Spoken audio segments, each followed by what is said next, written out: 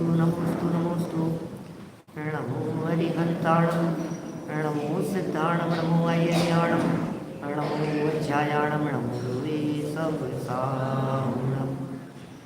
वन्दे तु सर्वसिद्धे चरणो अमङ्गलिं पते। मोक्षामि समय पावने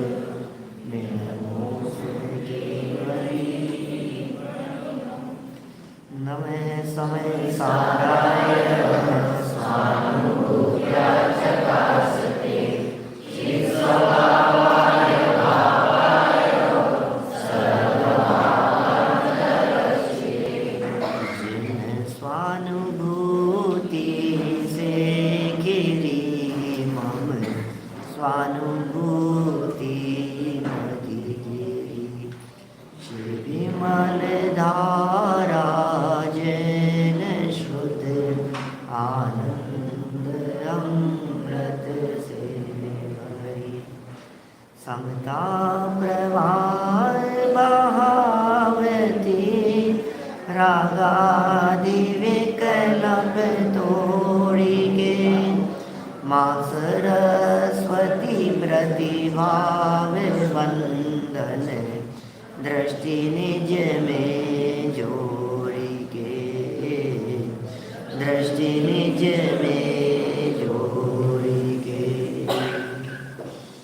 ग्रंथराज समयसार जी यहाँ विराजमान हैं और ऐसा महान ग्रंथ सुनने तणे रस निबंध शिथिल थाए। जानने तणे हृदय ज्ञान खला जनाए। जिसके सुनने मात्र से भव रोग दूर हो जाता है। जिसकी ध्वनि सुनने मात्र से मिथ्यात्व रूपी सर्प महान ग्रंथ है। जिस महान ग्रंथ का वाचन हम यहाँ कर रहे हैं, जिस महान ग्रंथ को पढ़कर आज तक अनगिनती महापुरुषों का जीवन बदल गया। पिछले 2000 वर्षों में हजारों लोगों ने इस समयसार ग्रंथ का अवलंबन लेकर के आत्म कल्याण किया है, सच्चे सुख की प्राप्ति की है। हमें तो सिर्फ उन्हीं लोगों के नाम पता है जिन्होंने इस पर कुछ लेखन काम किया है, बाकी तो पता ही नहीं। हमें तो 5-7 नाम मिलते हैं। यदि वीतरागी संतों की बात करें तो अमृतचंद्राचार्य देव, जयसेनाचार्य देव, और कहाँ अपने को ज़्यादा चर्चा मिल रही है। विद्वानों की यदि हम चर्चा करें तो बनारसी दास जी, और बनारसी दास जी के पहले नाम पांडे राजमल जी, और फिर उसके बाद में टोडरमल जी की बात कह सकते हैं। उन्होंने समयसार का बहुत आधार लिया। फिर जयचंद जी चावड़ा साहब, और फिर गुरुदेव जी श्रीमद राजचंद जी साहब, और दादा। अब अपने को तो नाम और है कहाँ अपने पास में नाम। अपने को लगता है बस 10-5 लोग हैं, लेकिन भाई ये तो वो लोग हैं जिन्होंने लिखा है। वर्णी जी हो गए, सप्तदशांगी टीका लिखी उन्होंने। हजारों लोगों का जीवन बदला है, हजारों लोगों का। इस समयसार को पाकर यदि हमारा भी जीवन बदल जाए तो कोई बहुत आश्चर्य की बात नहीं है। हर बात अपने लिए है। ज्ञानियों की पहली पसंद समयसार। क्यों? क्योंकि समयसार में ज्ञानियों की तो चर्चाएं। मुझे वही तो पसंद आएगा जो मेरी बात करेगा, मुझे वही तो पसंद आएगा जो मेरी प्रशंसा करेगा। समयसार में मेरे अलावा किसी और की प्रशंसा की ही नहीं है, इसलिए मुझे समयसार पसंद है। पूरे समयसार में सिर्फ मेरे गीत गाएं, आइए जन सब आपकी प्रशंसा करें, वो व्यक्ति आपको पसंद आएगा या नहीं। तो ह्यूमन नेचर है।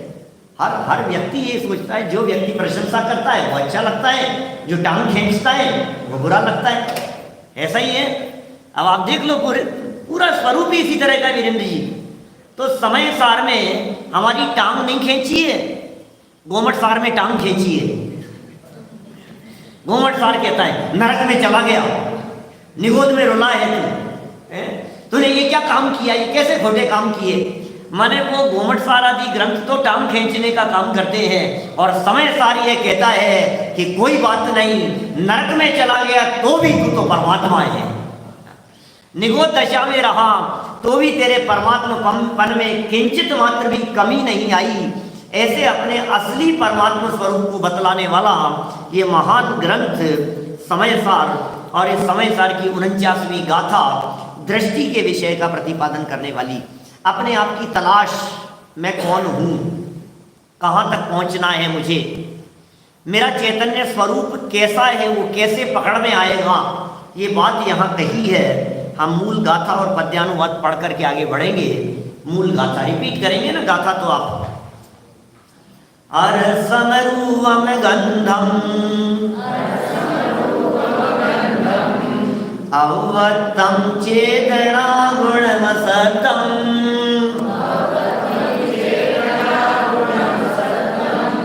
ज्ञानलिंग ग्रहणम जीवमणे दिट्ठ संधानम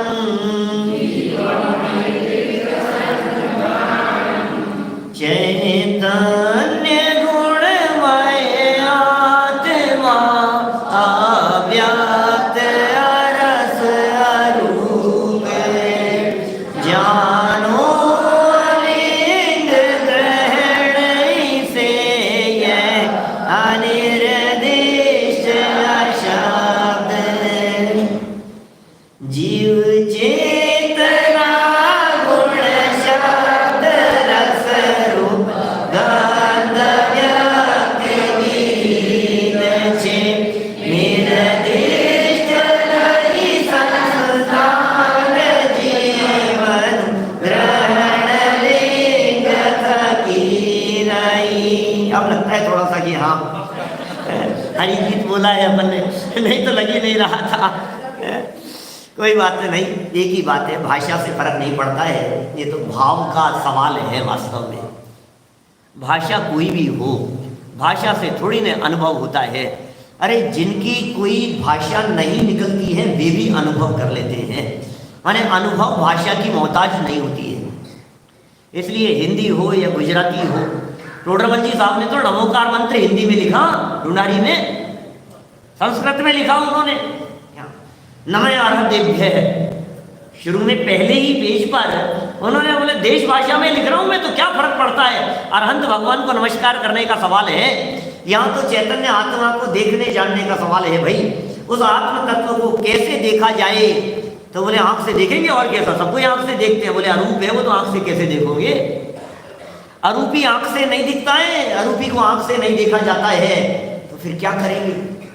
सुख की प्राप्ति के लिए तो आत्मा को ही जानना है, आत्मा का ही अनुभव होना चाहिए। तो आत्मा को कैसे पहचाने, बोले कुछ तो बात होगी। बोले एक काम करो, यदि वो रूप से नहीं पकड़ में आ रहा है तो उसका रस बता दो, चख लेंगे। बोले वो तो अरस है। कि कोई आत्मा की गंध बता दो, वो तो अगंध है।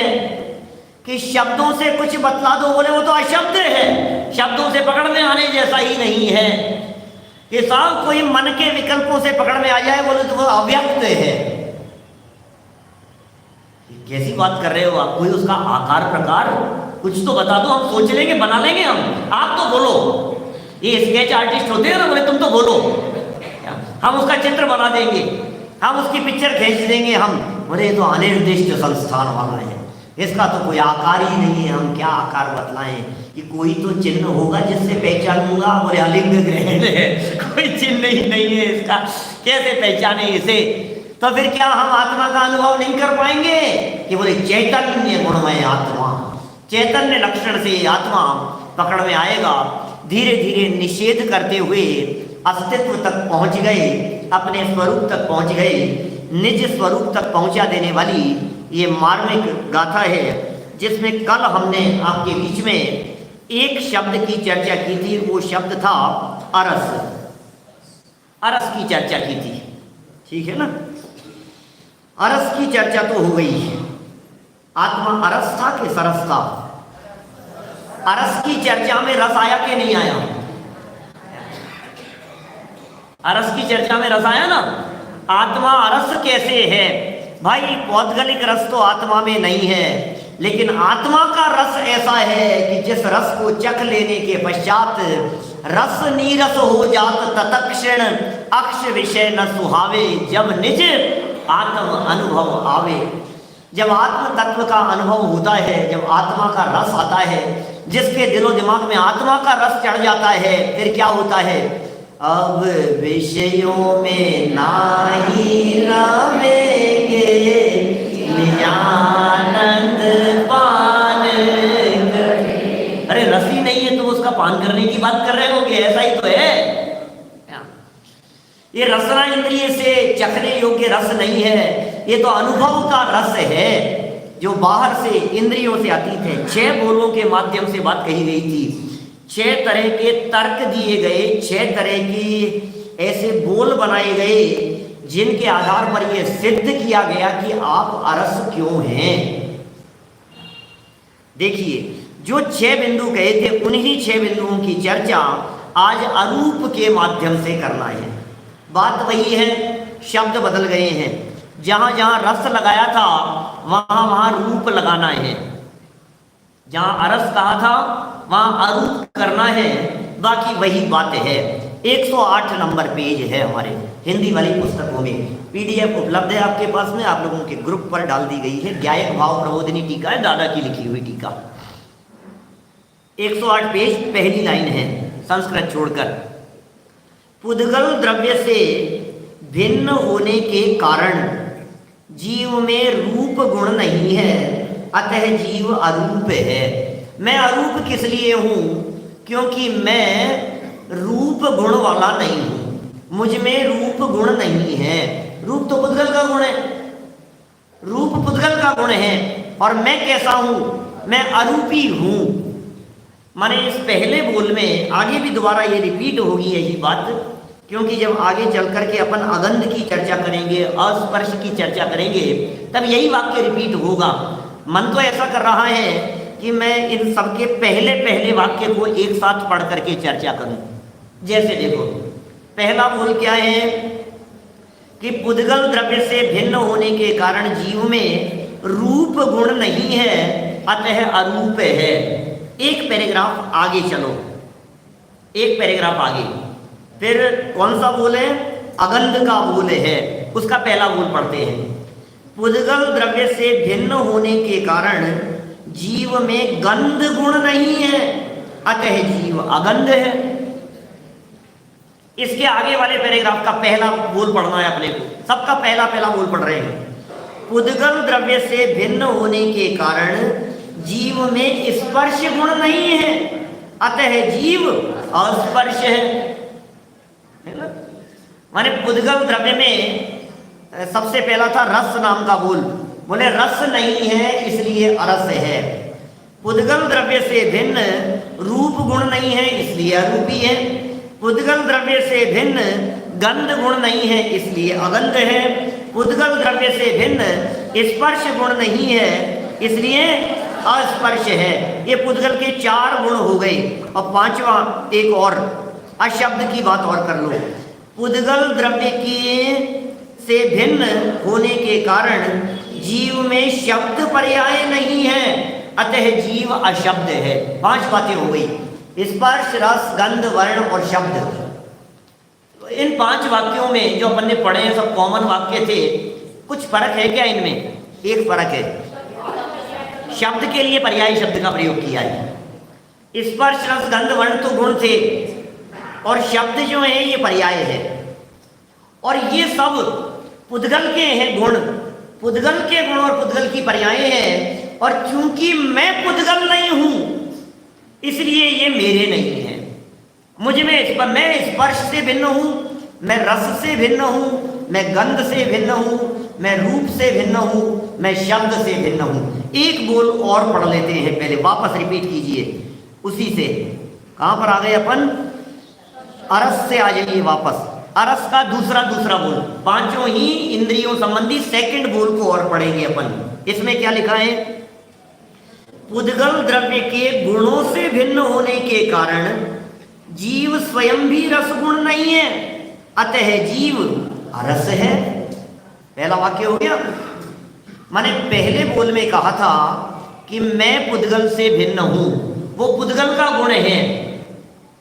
ठीक है ना। और मैं पुद्गल नहीं हूं, इसलिए ये मेरा गुण नहीं है, मेरा गुण नहीं है, और मैं स्वयं भी वो गुण नहीं हूं। दो हो गई ना बात।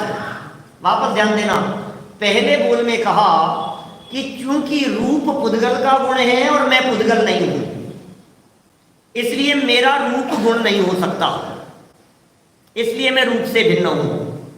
ठीक है ना, रस से भिन्न हूं, ऐसा कह दो।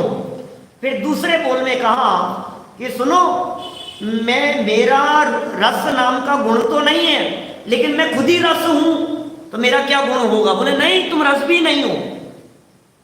सेकंड बोल में कह रहे हैं पुद्गल द्रव्य के गुणों से भिन्न होने के कारण जीव स्वयं रस गुण नहीं है, जीव का रस गुण नहीं है, जीव स्वयं रस गुण भी नहीं है। इसी तरह से दूसरे पैराग्राफ में रूप संबंधी बात देखिए, रूप का दूसरा बोल, पुद्गल द्रव्य के गुणों से भिन्न होने के कारण जीव स्वयं भी रूप गुण रूप नहीं है, रूप गुण रूप नहीं है, माने जीव का गुण या जीव स्वयं रूप गुण नहीं है। फिर इसी तरह से आगे अगंध वाला सेकंड बोल, पुद्गल द्रव्य के गुणों से भिन्न होने के कारण, पॉइंट डले ना आपकी गुजराती पुस्तकों में भी डले ना, गुजराती वाली में भी। हाँ, पुद्गल द्रव्य के गुणों से भिन्न होने के कारण जीव स्वयं भी गंध गुण नहीं है। ठीक है, अब नीचे और उतरो अस्पर्श की तरफ, इसका दूसरा बोल मिल गया क्या? सबको दिख रहा है कि नहीं पुस्तकों में? पुद्गल द्रव्य के गुणों से भिन्न होने के कारण जीव स्वयं ही स्पर्श गुण नहीं है, बराबर। और आगे बढ़ो तो फिर ये कह रहे हैं पुद्गल द्रव्य से की पर्यायों से भिन्न होने के कारण जीव स्वयं भी शब्द पर्याय नहीं है, अतः जीव अशब्द है। क्या क्या बातें पढ़ ली देखना भैया, क्या कह दिया है, थोड़ी सी चर्चा कर लेते हैं अपन इसके बारे में। दो बोल पढ़े अभी तक अपन ने यहाँ, 5 इंद्रियों विषय संबंधी। इनमें क्या क्या बात हो गई? पुद्गल द्रव्य नहीं हूं, क्यों? क्योंकि मेरे में स्पर्श रस गंध वर्ण शब्द नहीं है, मुझमें स्पर्श रस गंध वर्ण नहीं है, ये पहला बोल। और मैं स्पर्श रस गंध वर्ण शब्द रूप नहीं हूं, ये दूसरा बोल। क्या कहना चाह रहे हैं? इन दो बोलों के माध्यम से सारे पुद्गल द्रव्य से भिन्न कर दिया। थोड़ा गहराई से इन दो बोलों के बारे में चिंतन करके तो देखो ये क्या बातें कह दी गई है। मैं पुद्गल नहीं हूं, मैं पुद्गल द्रव्य से भिन्न हूं, पुद्गल द्रव्य और मेरे में अत्यंत अभाव है। इसका यदि भाव भाषण करके देखेंगे तो आपको समझ में आएगी ये क्या कह दिया गया है। ये कह दिया गया है कि पुद्गल से आप बेअसर हो, स्पर्श नहीं है। तो आपको ये जो लग रहा है कि हम जमीन पर बैठे हैं, चटाई पर बैठे हैं, थोड़ा सा ये स्पर्श अच्छा नहीं है, थोड़े गद्दे बिछवा दो ना, या थोड़ा बैठने में थोड़ा आराम से बैठ सके। तकलीफ होती है ऐसे जमीन पर बैठने पर। ये इसलिए नहीं लगाए हैं यहाँ पर गद्दे, क्योंकि गद्दे लगाते तो आराम मिलता, आप लोगों को नींद आ जाती है। ये स्पर्श का हम भोग करने वाले नहीं हैं। अस्पर्शी आत्मा ये स्पर्श गुण वाले पुद्गलों का स्पर्श कैसे करे? ये स्पर्श नाम का बोल इसमें नहीं था मूल गाथा में। मूल गाथा में यदि अपन देखेंगे तो 8 ही बोल बतलाए थे प्रकाश भाई, 8 ही बातें कही थी। लेकिन टीका में अमृत चंद्राचार्य देव ने अस्पर्श की भी चर्चा की है। तो अस्पर्शी है, फिर अरस है, फिर अगंध है, फिर अरूप माने अवर्ण है, और अशब्द है। इसका मतलब स्पर्श रस गंध वर्ण जहां दिखाई देते हैं, शब्द जहां दिखाई देते हैं, वो सब पुद्गल है और मैं उससे भिन्न हूं। और तकलीफ ही पूरी यही होती है पूरी लाइफ में, स्पर्श रस गंध वर्ण के आधार पर ही। चेहरा काला पड़ गया, क्या क्या हो गया? चेहरा काला पड़ गया। किसका चेहरा है? बस वो सारी बातें तो भजनों में ही रहती है। गोरा नहीं काला नहीं भगवान आत्मा, और मैं कौन हूं? मैं तो संजीव बोल रहा हूँ भैया, भगवान आत्मा तो वो कौन, वो विवेक जी सुनाते हैं। वो गोरा नहीं काला नहीं, ये गोरा कालापन तो रूप है और मैं तो अरूप हूं। फिर मेरा रूप बिगड़ गया, इसमें क्या दम है? मैं कितना रूपवान हूं, इसमें क्या दम है? आईने के सामने खड़े होकर के अपने रूप को निहारता रहता है, उसमें क्या दम है? वो रूप तेरा है ही नहीं। चेतन अपनो रूप निहारो, नहीं गोरो चेतन अपनो रूप। अब बताओ, अब जब आईने के सामने खड़े होकर के आप देखेंगे थोड़ा सा काला पड़ गया तो आपको विकल्प आएगा कि नहीं आएगा? या अमृतचंद्राचार्य देव कह रहे हैं यदि विकल्प आए तो फिर 49वीं गाथा पढ़ना। यदि आपको ऐसा लगना लगे कि ये क्या हो गया है, ये चेहरे पर झुर्रियां पड़ने लग गई है, यार ये क्या हो गया है, थोड़ा सा क्रीम लगानी चाहिए ऊपर, बहुत ऐसा हो गया, सूखा सूखा हो गया है, ड्राई हो गई है स्किन। अच्छा, ये ड्राई तो स्पर्श गुण से होता है भाई साहब। रूखा और चिकना ये तो स्पर्श गुण का काम है। जब मेरे में स्पर्श नाम का गुण ही नहीं है तो रूखे चिकनेपन की स्थिति बन ही नहीं सकती है। आपकी स्किन कैसी है? ऑयली स्किन है। अच्छा, आप ऑयली वाले हैं, ये ड्राई स्किन वाले हैं। और हम कैसे हैं? अरे हमारी तो स्किन ही नहीं है।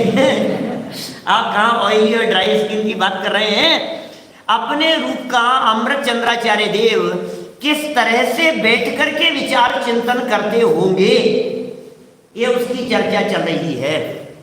अरे दुर्गंध आ रही है, थोड़ा सा क्या डिओड्रेंट है, वो क्रीम लगाओ, पाउडर लगाओ ऊपर से, दुर्गंध नहीं आनी चाहिए। अरे सुगंध और दुर्गंध से रहित ये तत्व है। इस चैतन्य की गंध कुछ अपूर्व तरह की है। ये कह रहे हैं आप में गंध नहीं है क्योंकि आप पुद्गल नहीं हैं। आप अपने आप को पुद्गल मान करके चल रहे हैं क्या? सिर्फ विचार चिंतन चलता रहे। आशय भाई, हमारे को यहाँ इसका आशय समझ में आए। यहाँ तो सबके नाम कितने अच्छे हैं। भावार्थ भाई को कह सकते हैं आप, भावार्थ समझ में आए। आशय भाई को कह सकते हैं इसका आशय समझ में आए, है ना। प्रकाश भाई को कहेंगे इसका प्रकाश होना चाहिए अंदर में। गाथा भी है, प्रकाश भी है, शरण भी है, सब है। चलो भैया, गुजरात परिपूर्ण है अपने आप में। तो अपने आप को कैसा अनुभव करना है, यहाँ अनुभव की प्रक्रिया बता रहे। दृष्टि के विषय की चर्चा चल रही है। अब किसी व्यक्ति ने कुछ कह दिया हमारे को और हम दुखी इस बात से हैं कि इन्होंने ऐसा क्यों कह दिया। तो कह रहे हैं आप अशब्द हैं। ये कहते हैं भाई साहब पंडित जी क्या बताएं आपको, गोली का घाव मर जाता है लेकिन गोली का नहीं मरता। जवान से जो घाव दिए ना, ये हमारे को मार दे पीट दे वे कोई बात नहीं, क्या ये हमारे को नोच दे वे कोई बात नहीं, निशान पड़ जाए चेहरे पर कोई बात नहीं, लेकिन जवान के निशान नहीं पड़ने चाहिए, वो खतरनाक ज्यादा है। किसी को गोली मार दी हो नितिन भाई तो महीने 2 महीने में घाव भर जाएगा, लेकिन जवान से जो घाव दिए हैं उसका क्या होगा बोलो। ऐसा कहते हुए मैंने कई लोगों से सुना है, पंडित जी हम बता नहीं सकते आपको, उनके शब्द आज भी कानों में गूंजते हैं। ऐसी ऐसी बात कही उन्होंने। 20 साल पहले उन्होंने जो शब्द कह दिए थे ना, आज भी मेरे कानों में गूंजते हैं। और कोई कोई तो ऐसा कहते हैं कि मैं जब जब उस बात को सोचता हूं मेरा दिमाग खराब हो जाता है। तो मैं कहता हूं भाई तू सोचता ही नहीं, यदि उस बात को सोचकर तेरा दिमाग खराब हो जाता है, उस बात को सोचकर तुझे आकुलता होने लगती है, उस बात का विचार करने से तुझे टेंशन घबराहट होने लगती है, तो तू उस बात का विचार क्यों करता है। कोई व्यक्ति यदि आपको गाली दे देवे, कोई अपशब्द कह देवे, अपमान कर देवे, तो उसे जिंदगी भर अपने हृदय में, हृदय रूपी तिजोरी में संभाल कर रखता है। और यहाँ हमारे वीतरागी संत हमें परमात्मा कह करके पुकार रहे हैं। गुरुदेव श्री हमारे को बार बार में ये कह रहे हैं तमें परमात्मा छो, और ये याद नहीं रहता है हमारे को। क्या करें, होनहारी बूढ़ी है भाई साहब। आप जिसका संग्रह करेंगे वो चीज आपके पास में रहेगी। आप जिसको इकट्ठा करना चाहें उसको आप संभाल करके रखें, जिसको आप बनाए रखना चाहते हो। जिसको आपको टिकाना है। निर्णय आपको करना है कि आपको किसका स्टोरेज करना है अपने अंदर में, स्टोर क्या रहनी चाहिए बातें। जिसको आप याद करते रहेंगे वो स्टोर रहेगी। आपके दिमाग में 49वीं गाथा स्टोर क्यों नहीं हो पा रही है? क्योंकि आपके स्टोरेज में न मालूम क्या क्या भरा है। उन्होंने क्या कह दिया था, उन्होंने क्या कह दिया था, ऐसा कह दिया था। और कई बार तो राकेश जी ऐसा होता है, निंदा तो याद रखता ही है, अपने लिए की गई प्रशंसा भी याद रखता है, अपने गले में पहनाई गई माला को भी याद रखता है। और इसकी हकीकत बताऊं, थोड़ा सा इसको खोल करके बतलाऊं वीरेन जी। तो ऐसी स्थिति है, किसी व्यक्ति ने आपके गले में माला पहनाई, अब आप तो याद रखते हैं उसको, फिर वो व्यक्ति मिल गए, उनसे जय जयंत किया, वो व्यक्ति आपको पहचानते ही नहीं है। जिसने माला पहनाई थी वो पहचानते ही नहीं है आपको। ऐसा होता है सच में। आपके यहाँ कितने बाल संस्कार शिविर लग चुके हैं, कितने विद्वान यहाँ आ चुके, हर विद्वान का अंतिम दिन आपने सम्मान किया। आप कितनों को शक्ल से पहचानते हैं? आप आए थे क्या? पता नहीं, ध्यान तो नहीं आ रहा है लो। अरे आपने तो मेरा अंतिम दिन सम्मान किया था। आपने तो मेरी प्रशंसा में कितनी बातें कही थी।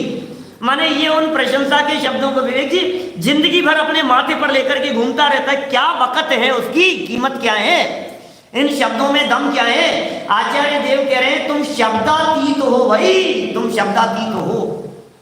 कभी बाहर के शब्दों को अंदर जाने की बात करता है, कभी अंदर के शब्दों को बाहर निकलने की बात करता है। कभी ये कहता है आपके शब्द अंदर तक प्रवेश करते हैं। आप जो तेजी से बोलते हो, थोड़ी आवाज भी तेज है ना, बोले सीधे अंदर तक जाते हैं। अच्छा, अंदर तक चले जाते हैं। अंदर कहाँ जाते हैं बताओ तो सही?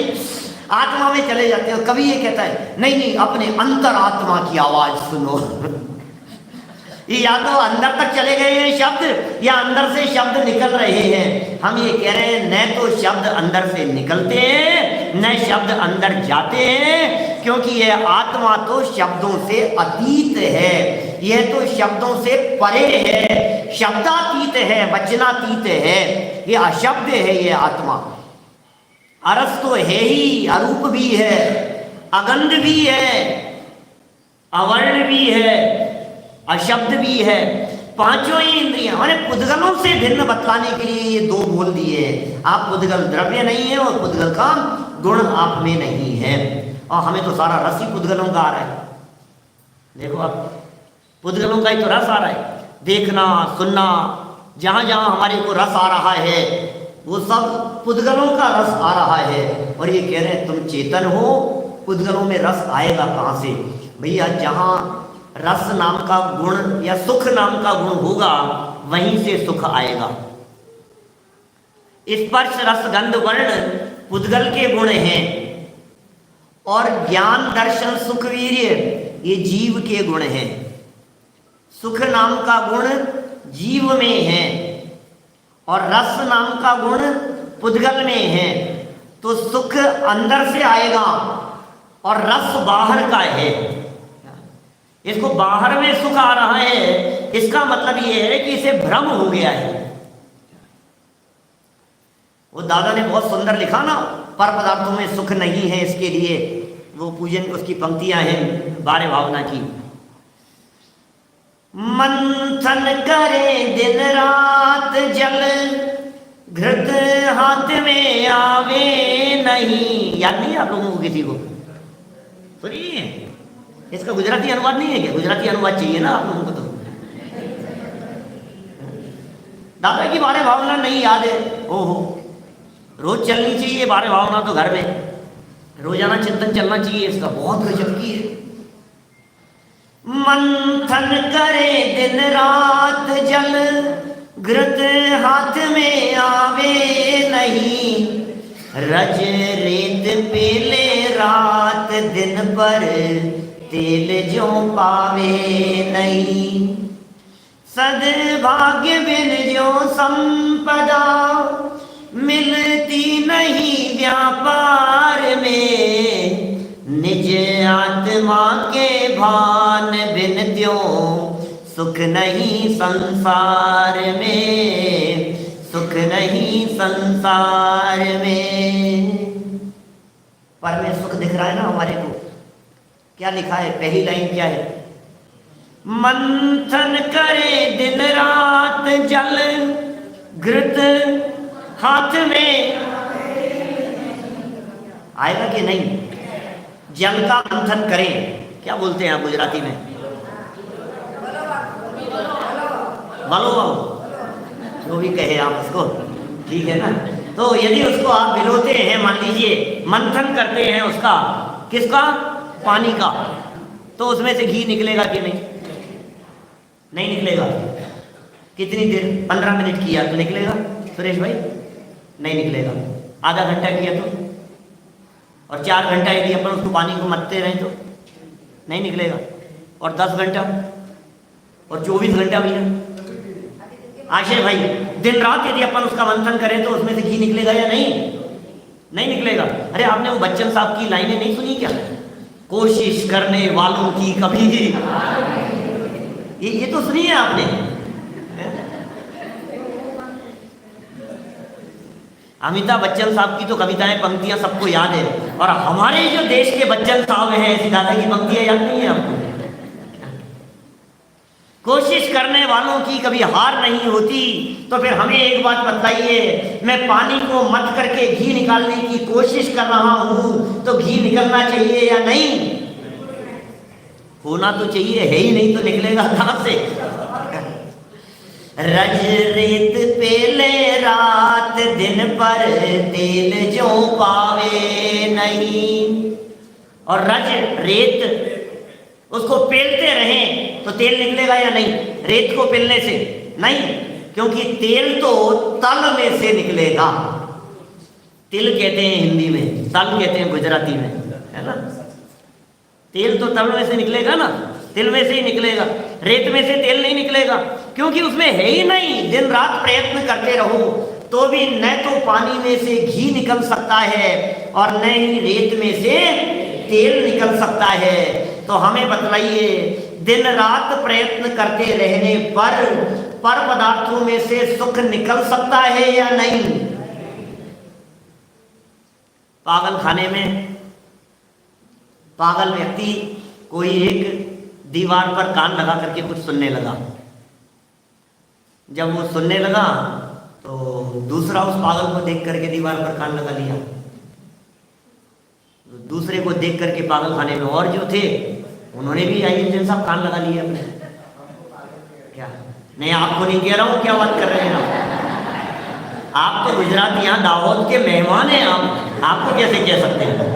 क्या मेहमानों को नहीं कह सकते? तो आप क्या कहना चाहते हो, दावत वालों को कह रहे हैं? अरे नहीं, क्या बात कर रहे हो, हम दावत वालों को कैसे कहेंगे? मैं तो पागल खाने की बात कर रहा हूँ, आगरा की बात कर रहा हूँ।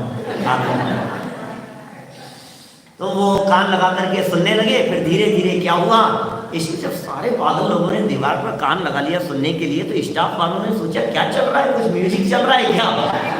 तो स्टाफ वालों ने भी कान लगा लिया वहां दीवार पर। और इतने में कोई वहाँ के बड़े ऑफिसर आए वहाँ इंस्पेक्शन करने के लिए, और उन्होंने देखा ये हो क्या रहा है। उन्होंने कान लगाया, कुछ सुनाई नहीं दे रहा था। तो उन्होंने स्टाफ वालों से पूछा कि भैया क्या चल रहा है? नहीं सर, कुछ नहीं सुनाई दे रहा है, कुछ नहीं सुनाई दे रहा है। कि क्या हो क्या रहा था ये सब? धीरे धीरे करके उस व्यक्ति तक पहुंच गए जिस व्यक्ति ने सबसे पहले कान लगाया था, और उससे पूछा ऑफिसर ने, ये क्या सुनाई दे रहा है तुम्हारे को, क्या सुन रहे हो कान लगा करके? तो उसने नीचे से ऊपर तक ऑफिसर को देख करके कहा, 6 घंटे से कोशिश कर रहा हूं, कुछ नहीं सुनाई दिया, कुछ 6 सेकंड में सुनना चाहता है।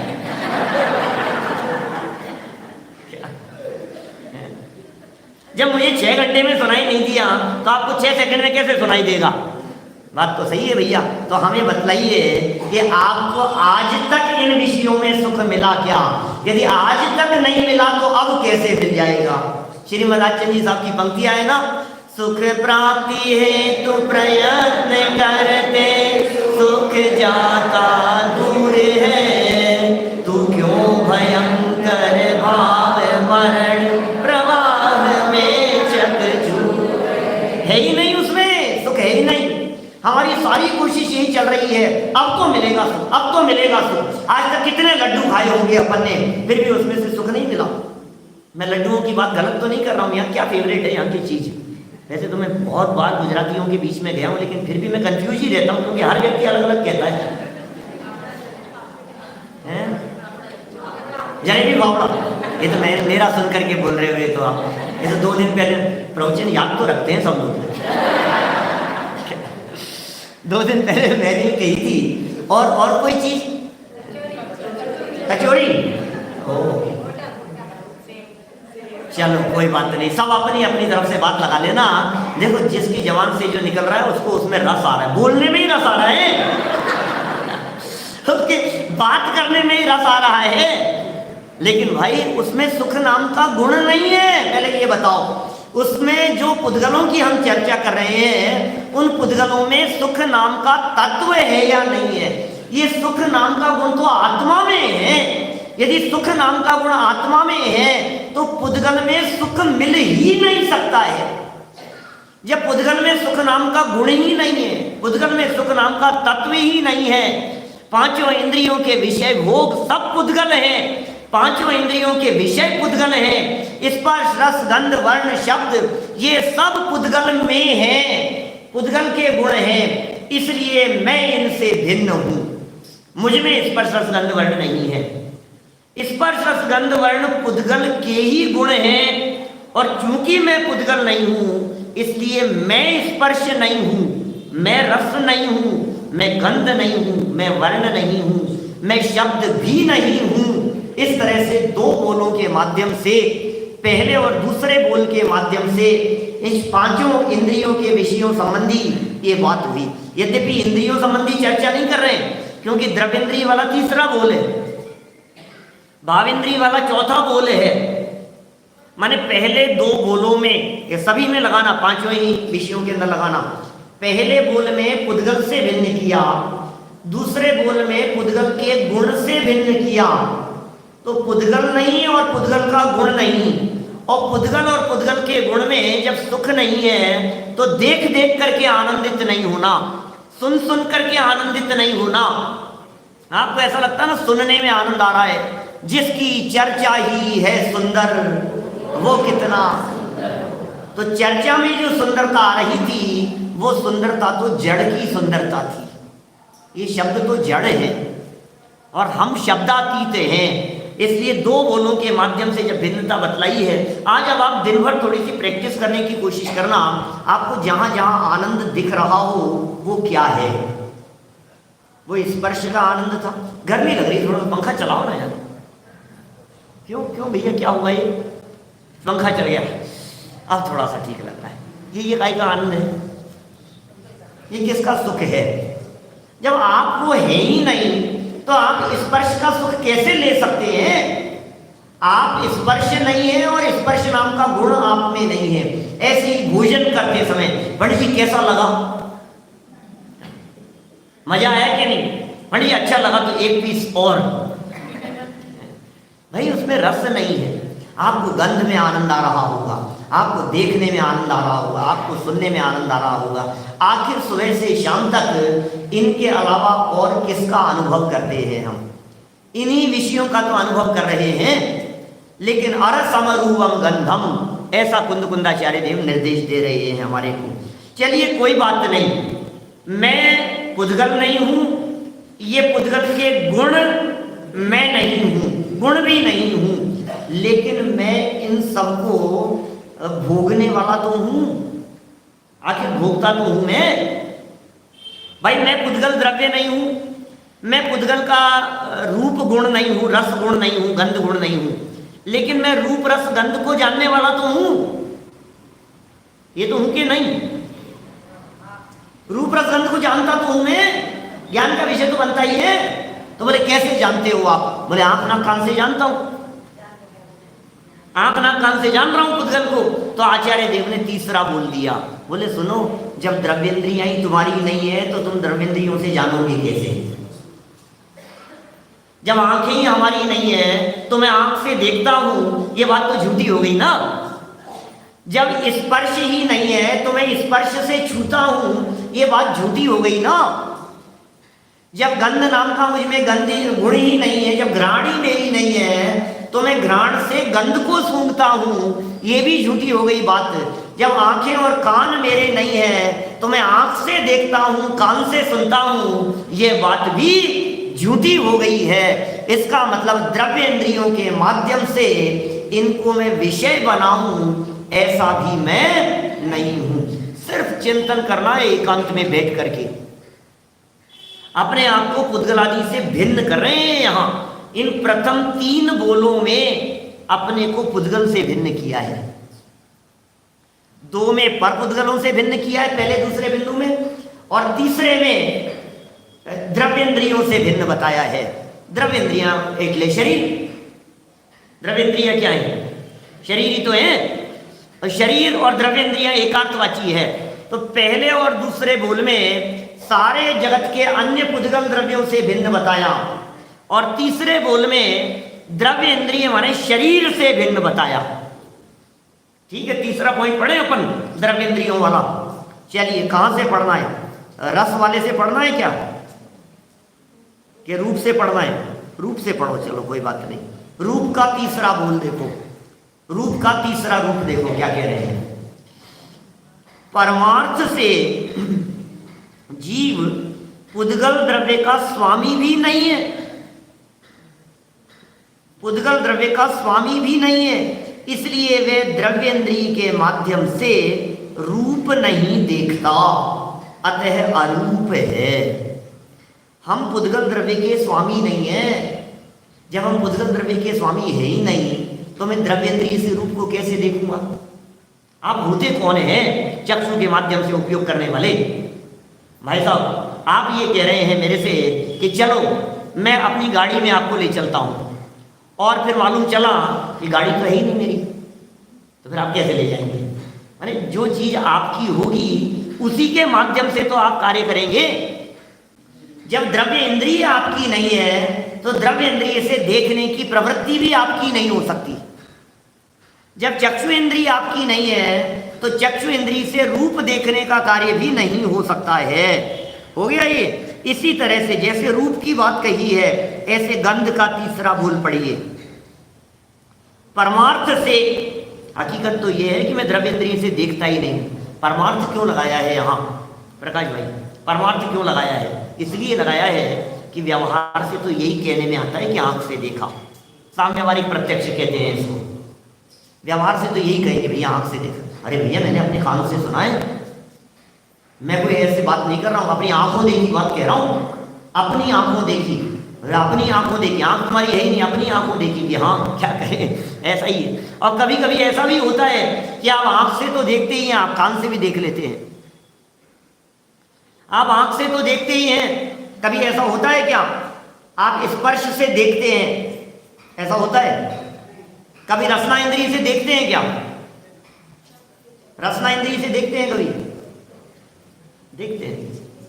हम स्पर्शन से भी देखते हैं, रसना से भी देखते हैं, घ्राण से भी देखते हैं, चक्षु से भी देखते हैं, कर्ण से भी देखते हैं। आपको यदि भरोसा नहीं हो तो मैं कह सकता हूं आपको, कैसे कह सकता हूं कि भाई साहब वो एक बार ना अभी 2-3 दिन पहले दादा का एक बहुत अच्छा प्रवचन था, सुन के देखना राकेश भाई। क्या कहा मैंने? विवेक जी, सुन के देखा क्या आपने कल रात को? क्या कहा? सुन के देखना, सुन के देखना, सुन के भी देखा जाता है। फिर आपने क्या किया होगा? ऐसे सुना होगा, फिर ऐसे देखा होगा, क्या मैंने सुन के देख लिया, ऐसा। जब हम कहते हैं हलवे में बराबर मीठा हुआ या नहीं, ये जो बनी है ना, ये क्या है, क्या बनाते हैं? चख के देखना। किसको? तो चख के देखो, चख के देखो। तो चख के देखने में क्या करेंगे? देख मत लेना कभी ऐसे, पहले चखो और फिर निकाल के चख दे ऐसा नहीं। क्या है वो? चखने का नाम ही देखना है, और रसना इंद्रिय के विषय बनने का नाम ही देखना है, वो कर्णेंद्रिय के विषय बनने का नाम ही देखना है। तो द्रव्येंद्रियों के माध्यम से देखा जाता है, द्रव्येंद्रियों के माध्यम से जाना जाता है। ये लोक व्यवहार है, ये व्यवहार से किए गए कथन है। लेकिन अमृत चंद्राचार्य देव कह रहे परमार्थ से तुम इंद्रियों से नहीं देखते हो। परमार्थ तो यही है, हम इंद्रियों से देखने वाले नहीं हैं, हम तो ज्ञान से देखने वाले हैं। अरे यदि इंद्रियों से देखने का काम होता हो तो फिर बोला जाता है कुछ और सुन लिया जाता है और कुछ। ऐसा कैसे होगा? ऐसा कैसे होगा? जो है वही होना चाहिए ना। फिर तो जो हमने कहा है वो सबको बराबर सुनाई देना चाहिए ना। लेकिन कभी कभी ऐसा होता है जब आसपास वाले ताली बजाने लगते हैं तो अपन भी देख के बजाने लगते हैं, फिर पूछते क्या कहा। होता है कि नहीं? ऐसा बताओ मेरे को, मुझे मालूम है क्या होता है सब। ऐसा ही हो रहा है। कभी कभी पूछने लगते हैं आप ऐसा क्या बोल दिया, क्या बात होगी, सब लोग क्यों हंस रहे हैं, फिर अपन भी हंसने तो लगते हैं। तुमने सुना क्या? कि हाँ, चेहरे से पता लग जाता है आपने सुना क्या नहीं सुना। कर्णेंद्रिय का विषय तो बन रहा है लेकिन हम कर्णेंद्रिय से नहीं देख रहे हैं। कर्णेंद्रिय का विषय तो बन रहा है लेकिन कर्णेंद्रिय से ज्ञान नहीं हो रहा है। इसका मतलब ये द्रव्येंद्रियों से ज्ञान नहीं होता है, उपयोग जहां लगा हुआ होता है उसका ज्ञान होता है। ऐसा बोलते हैं ना, सामने है पर नजर नहीं आती है। सामने होते हुए भी वस्तु दिखाई नहीं देती है। सामने बैठा हुआ व्यक्ति नहीं दिखाई देवे और दूर बैठा हुआ व्यक्ति दिखाई देवे। पीहिते कारागारे तमसी चे सूची मुखाग्र दुर्भेद्ये मई चे निमिलित नयने तथापि कांतानम व्यक्तम। पर मैं एक और मानदंड में दिया है, अर्थ नहीं करूंगा अभी यहाँ पर, हमारे विद्वान लोग समझ गए अर्थ। लेकिन जो देखना चाहते हैं आप वो देख लेते हैं, आंखें खुली हो या हो बंद, क्या फिर भी क्या होता है, बोले जिसको देखना होता है वो दिख जाता है। इसका मतलब आंखें से देखें ऐसा नहीं है, आंखों के सामने कुछ हो और दिखे और कुछ। इसका मतलब आंखें खा जाती है धोखा। आंखों से हम धोखा खा जाते हैं, हम आंख से नहीं देखते हैं। तो फिर आचार्य देव चिंतन को और सूक्ष्मता में ले जा रहे हैं। तीसरे के बाद में चौथे पॉइंट पर आ गए और वे कहते हैं कि आंख से तो नहीं देखते हैं, हम ज्ञान से तो देखते हैं। प्रकाश भाई ये तो बराबर है ना, अब तो बराबर है कि मैं ज्ञान से देख रहा हूं। तो चौथे पॉइंट में ये कहा कि तुम क्षयोपशम ज्ञान से देखने वाले नहीं हो। मैं क्या लग रहा था, जिसका जैसा क्षयोपशम होगा उसको वैसा दिखेगा। आपकी बात पकड़ में आई कि नहीं? मैं जो कह रहा हूं ये बात पकड़ में आई कि नहीं? कि हाँ थोड़ी आ गई, किसी का चेहरा झुक रहा है, किसी का गर्दन घूम रही है, हाँ नहीं क्या जवाब दें। तो जिसका जैसा क्षयोपशम, किसके कितनी बात पकड़ में आती है? जिसका जैसा क्षयोपशम होता है। तो चौथे नंबर का बोल खड़ा हो गया और अमृत चंद्राचार्य देव ने कहा कि नहीं भाई, तुम क्षयोपशम से जानते हो ऐसा तुम्हारा स्वरूप नहीं है। ये भगवान आत्मा क्षयोपशम का मोहताज नहीं है, ये भगवान आत्मा तो आत्मा है। ये तो एक ज्ञान स्वभाव से जानता देखता है, सिर्फ ज्ञान से जानता देखता है। ये क्षयोपशम ज्ञान से नहीं जान रहा है। क्षयोपशम ज्ञान में दमी क्या है? अभी कोई विषय ज्ञान का विषय बन रहा था, थोड़ी देर बाद में भूल गए, याद ही नहीं रहा, देखते देखते पहचानने में नहीं आए। सुरेश भाई अभी आपका नाम याद है, हो सकता है याद नहीं आए थोड़ी देर बाद में, संभव है ऐसा। ये क्या करें? कितनी जगह पर ऐसा होता है, जहां जाते हैं वहां के नाम याद हो जाते हैं और जब याद हो जाते हैं फिर वो कभी 2 साल बाद में मिलते हैं। कहा पंडित जी आप मेरे बार बार में नाम लेते थे, लेता तो था मैं, क्या और मैं पहचान भी रहा हूँ आपको, तो लेकिन नाम नहीं पहचान पा रहा हूँ। फिर बताते हैं, पहचानने में भी आ जाता है। बहुत कमजोर है हमारा क्षयोपशम, क्या इसलिए। और ऐसी बात नहीं कि बिल्कुल भूल जाते, सुरेश भाई याद रखूंगा आपको तो क्या ये तो कह रहे हैं, लेकिन सुरेश भाई को याद रखने से काम नहीं चलेगा भाई, याद तो आत्मा को रखना पड़ेगा, क्या याद तो अपने आप को रखना है। चलिए अभी अपन एक एक बोल सब बार बार में रिपीट नहीं करेंगे, इसलिए पहले तीसरा बोल तो पढ़ लेंगे अपन, द्रव्येंद्रिय वाला। द्रव्येंद्रिय वाला बोल अपन ने अरूप के संबंध में तो पढ़ लिया है ना। अगंध के में देखिए, परमार्थ से जीव पुद्गल द्रव्य का स्वामी भी नहीं है, ये तो कॉमन वाक्य है।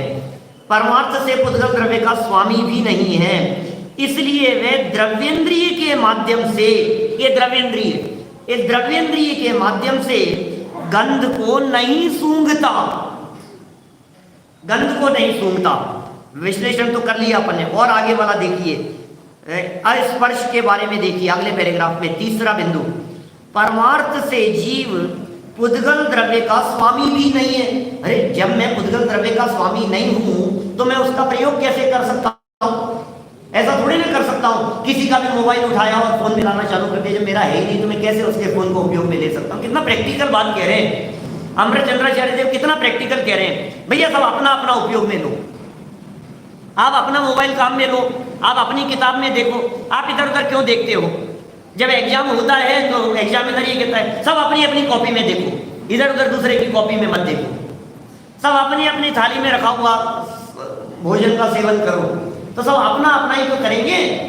तो ये द्रव्येंद्रिय के संदर्भ में कह रहे हैं कि भैया एक बात बतलाओ, परमार्थ से तुम जब द्रव्येंद्रियों के स्वामी ही नहीं हो तो द्रव्येंद्रिय के माध्यम से स्पर्श को नहीं स्पर्शता, अतः मैं अस्पर्श हूं।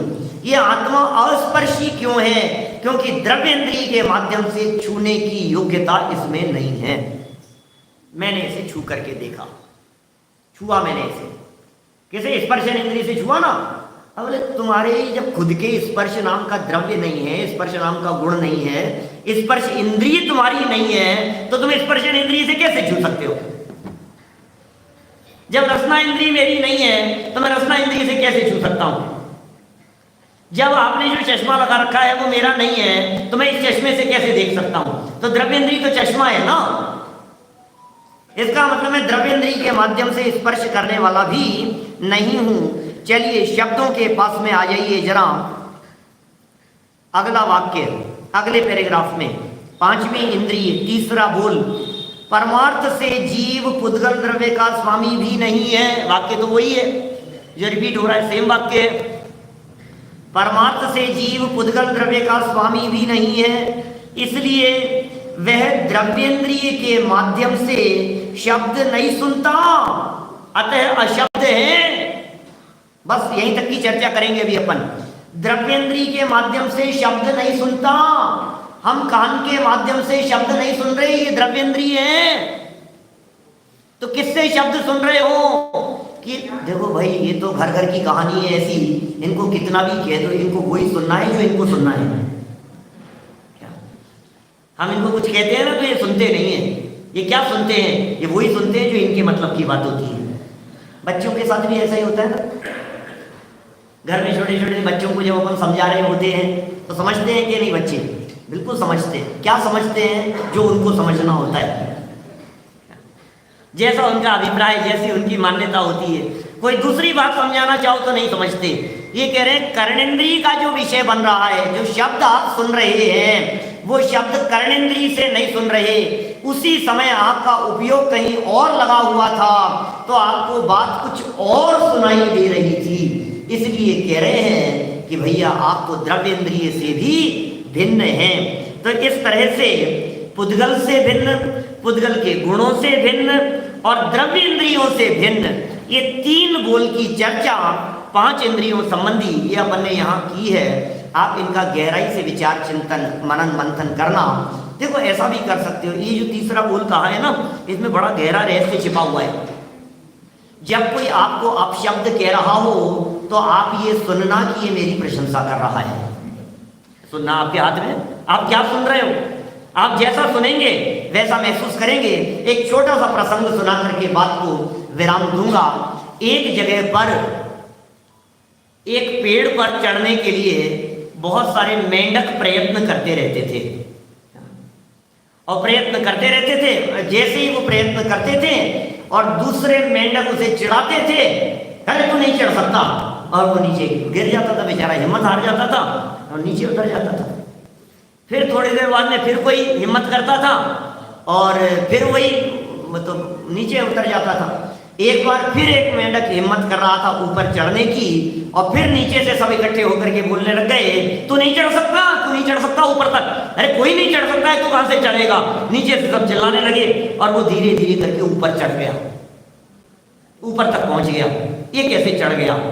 बाद में रिसर्च हुई तो पता लगा कि वो बहरा था। जब चारों तरफ से सब ये कह रहे थे कि तू नहीं चढ़ सकता, नहीं चढ़ सकता, नहीं चढ़ सकता, तो वो उसको ऐसा लग रहा था कि सब मुझे कह रहे हैं कि तू चढ़ सकता है, तू चढ़ सकता है, तू चढ़ सकता है।